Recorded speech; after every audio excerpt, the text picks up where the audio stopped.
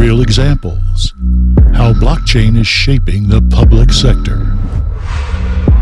Mr. Max Wang, co-founder and chief product officer at LCX, Liechtenstein. Good afternoon. My name is Max Wang. I come from Taiwan, moved to Sweden 2006 to Stockholm, and then moved back to China, Beijing and Shanghai, working in investment bank for several years. And last year, I moved into all-in blockchain. Today's topic is the future of finance, because during just last years, I create or invest 2 exchange in Taiwan, 1 exchange in Liechtenstein, and research lab in Beijing, technology team in Beijing also, and ICO consulting firms in Stockholm. So what I want to talk about is the imagination, regulation, and realization of exchange. Exchange is a little bit, you might think a little bit distance from what we are talking about today, is the public sectors. However, there's a debate between blockchain. Is there a possibility using blockchain without coin, without token? It's a huge debate in China. But from my personal perspective, in order to make industry more prospective or more people to join in, actually you need capital and money. Token, ICO, is a really good way to give the incentive to this blockchain industry. And I would say exchange is the door and the final machine which lead this token and coin to fiat, to real money. In 1496, Colombo was on his first boat to United States. He was not sure about what he's going to meet, and he did not expect there will be a grand exchange. Just like us, we normal people, when we kick off exchange, especially in China and in Asia, we thinking about that will be something very, very big, but we did not see exchange will be the widespread transfer of capital, right coin money, culture, human value, and asset, which means blockchain together with exchange open, we call it Pandora box, open the goodwill of human beings and the negative part of myself. Now I want to talk about 4 stages of exchange. Exchange number 1, it more or less in last year. It was like a wild, wild west.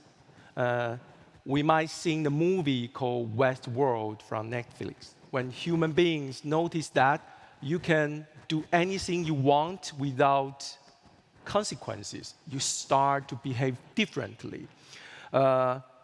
We enter into exchange. We thought we are doing financial revolution, and we're doing the good things for human beings. However, while we actually run the exchange, we found out, wow, there are a lot of innocent investors want to come in, join this blockchain revolution.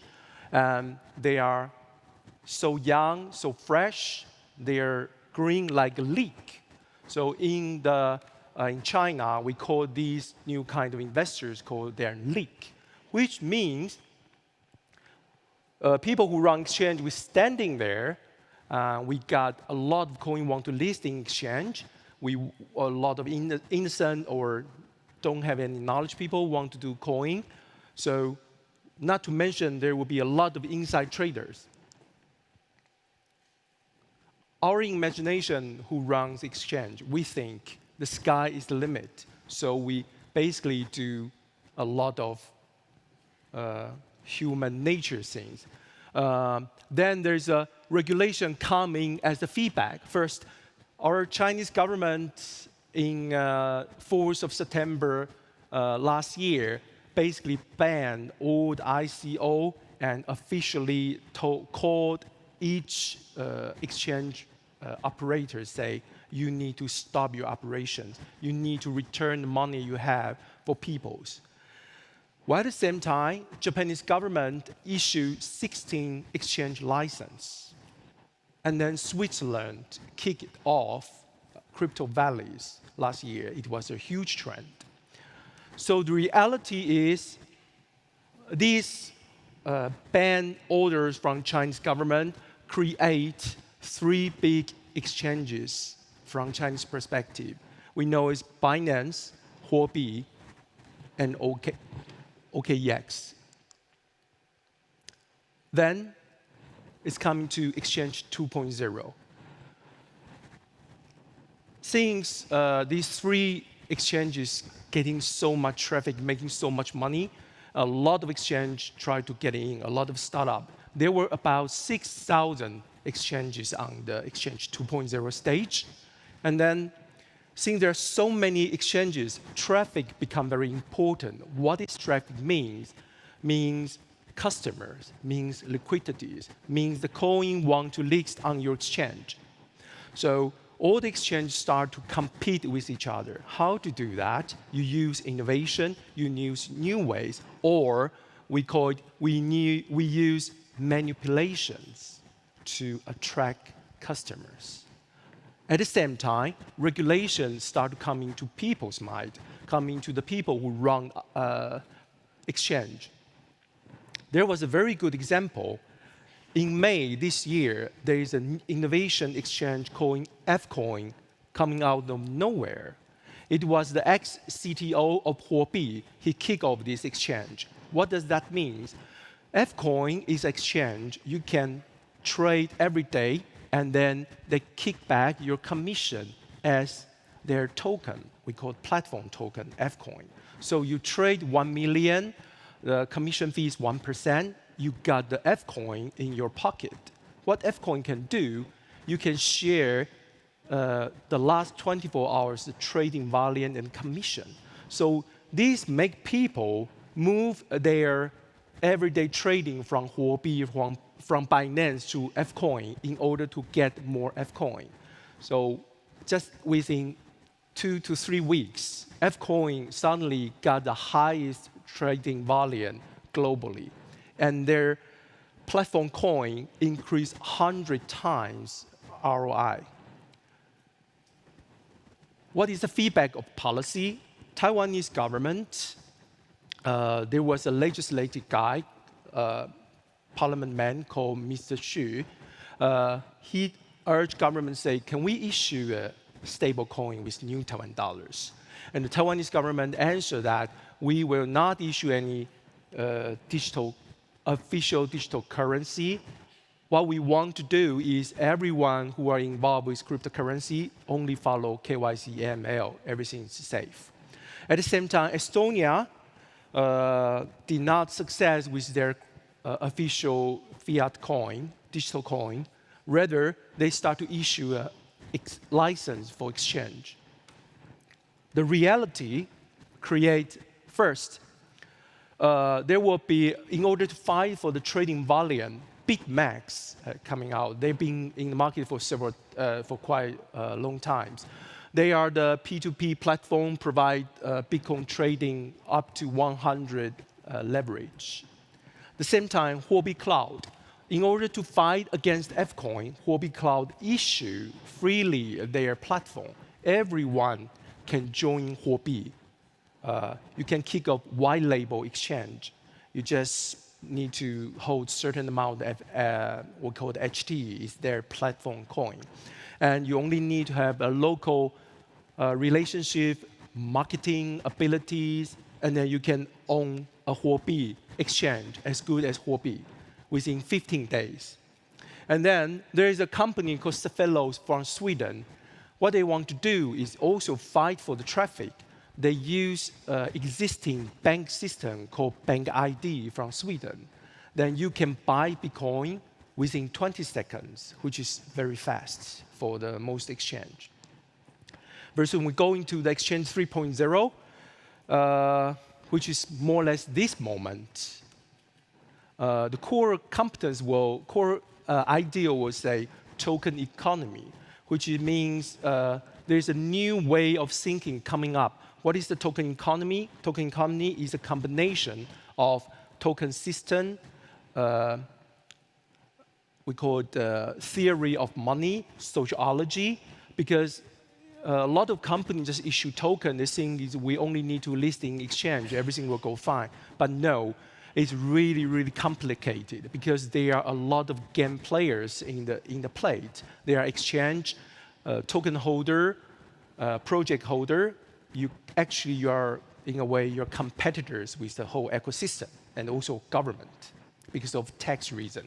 While at the same time, blockchain exchange become the competitive advantage of nation. What does that mean? Governments start to understand exchange is very important because it's the way to get more investment from foreign country, the tax reason, and also the money laundering. So use China as example. Chinese government issue a textbook called Blockchain for Communist Leader. They ask every communist leader to read it. It's coming out Q3 this year.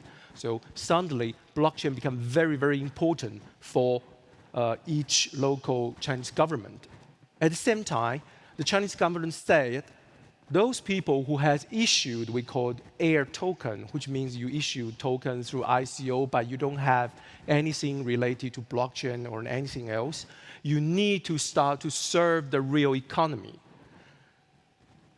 From Europe, there is another kind of thinking we call digital assets or security token offering. It's coming up because a lot of European institutional investors want to involve with digital currency, but they don't have really good platform to enter it. So we can start to imagine like a real stock exchange like Nasdaq, OMX, or a German stock exchange Stuttgart. They might or have a potential enter into crypto exchange, kick off their own crypto exchange. At the same time, Liechtenstein government issue a blockchain act, which will take into practice next year. Malta government passed 3 blockchain law, and also France just passed ICO regulations, encourage all the startups coming to France to kick off their project. The reality is, like my companies, LCX, we kick off a digital asset or crypto asset platform in Vaduz. We will ready for the institutional investors to put their money in our exchange. While at the same time, Binance start to have access to fiat. They set up a joint venture to get us in Vaduz. So Binance will soon have ability to trade crypto to fiat. At the same time, Binance have another company in Binance Malta. They also focus on security token. Third, they have a Binance Uganda, which will trade and serve fiat in Africa. At the same time, Huobi just merged a Japanese exchange, which is a Japanese license. At the same time, I think just 2 days ago, they are ready to go public in Hong Kong Stock Exchange. So what I foresee or what is coming for the next, we will say, things a lot of European government might start to thinking about legislations regarding blockchain. So they might set up a rule similar to Malta or even better, or like Liechtenstein. So one concept of that is you can basically tokenize everything in terms of company shares, in terms of your cars, in terms of your real estate. Then I would say after that, we can see there will be a trend we call not digital culture, but digital civilization, which means a new kind of thought might coming in at the same time coexistence with the current financial culture, such as a new company, a startup, they want to raise capital. Before, you can go IPO, you can do venture capitals, but last year you can do ICO, but now there's another way you call STO, security token offering, which is coming. So what will result is, I would say, we can look at something in the United States called Burning Man. It's a really crazy event or a really good party, but it's not only a party. It's a party about future technology and human and good and bad things. Thank you very much.